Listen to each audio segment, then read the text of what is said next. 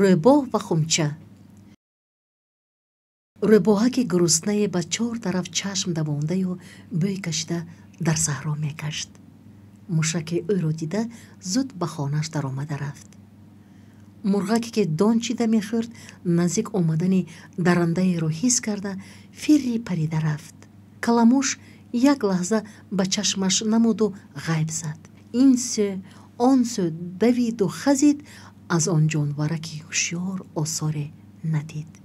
бо дард оҳ кашида худ ба худ гуфт: то кай ман дар ғами ишкам ин хеле рӯз то бегоҳ овораву сарсону саргардон мегардам. коре кунам ки як бор дурустакак шикам сер кунам, баъд мурам ҳам аз ин дунё беармон меравам. ҳамин лаҳза мардеро дид ки досу халтае дар даст ба тарафи гандумзор мерафт. рӯйбоҳи зерак фаҳмид ки деҳқон хӯрдание бо худ овардааст. ҳамин ки гурусна монд, дам мегираду хӯрокашро хӯрда шикамашро сер мекунад.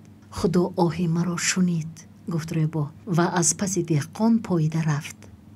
ҳар чӣ овардааст ба номи ӯву ба коми мо меравад. деҳқон халтаро дар канори замин дар паси бутае пинҳон карду ба даравидани гандум шурӯъ кард.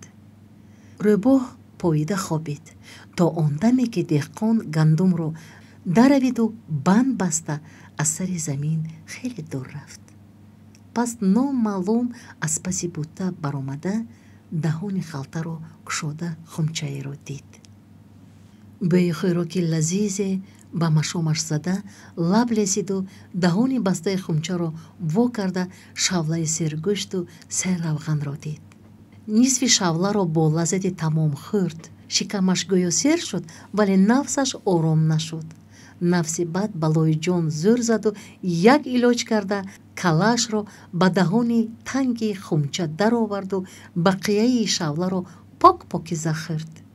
ба хӯрдан хӯрд, вале сарашро ҳарчанд ҷунбониду зӯр зад, аз даруни хумча бароварда натавонист. хумчаҷон, дар умрам як бор дурустакак сер шудам, ҳазл накун, сарамро сарде, илтиҷо кард рӯйбоҳ.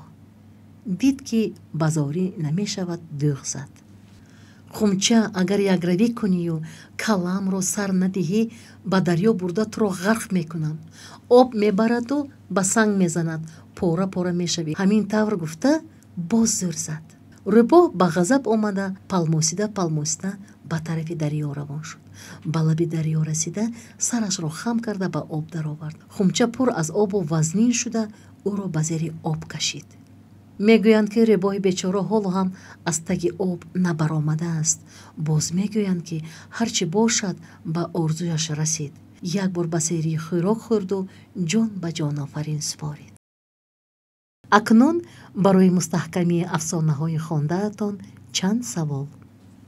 саволҳо аз афсонаи рӯйбоҳ ва хумча. саволи якум: рӯйбоҳаки гурусна чӣ кор мекард? саволи дуюм: вай аз дилаш чӣ мегузаронд? саволи сеюм: вақте рӯйбоҳ мардеро дид ки дар дасташ доз ва халтае дорад, чиро пай бурд? саволи чорум: деҳқон чӣ кор кард ки рӯйбоҳ халтаи ӯро аз пушти буттаҳо берун баровард? саволи панҷум: чаро рӯйбоҳ зӯр зада сарашро даруни хумча меандозад? саволи шашум: пас аз хӯрдани хӯрок оё рӯйбоҳак сарашро аз хумча бароварда метавонад? саволи ҳафтум: рӯйбоҳак дар ғазаб шуда чӣ кор мекунад? хонандагони азиз, афсона як жанри аҷиби адабист ки зеҳну андешаро инкишоф медиҳад, хаёлоти инсонро рангин мекунад, забони модарӣ меомӯзад, донишу биниши одамро ривоҷ медиҳад, дар ниҳоди шумо беҳтарин хислатҳои инсониро мепарварад. шояд шумо ин афсонаҳоро пештар шунидаед, аммо шунидан кай бувад монанди хондан. шумо китоби афсонаҳоро дарёфт намуда хонед. афсона бо як бору ду бору се бор гуфтану шунидану хондан ба охир намерасад. афсонаи хуб мисли шери нағз такрор ба такрор хондаву гуфтаву шунида мешавад. ҳар бор ба кас лаззату ҳаловати дигар мебахшад. агар китоби афсонаҳо дошта бошед, ин хуб аст. китобро варақ гардонида расмҳояшро тамошо кунед. расмҳоро шаҳру изоҳ бидиҳед. маънии калимаҳои бароятон навро аз падару модар ва бародар ё хоҳаратон пурсед. орзуманди муваффақияти шумоем.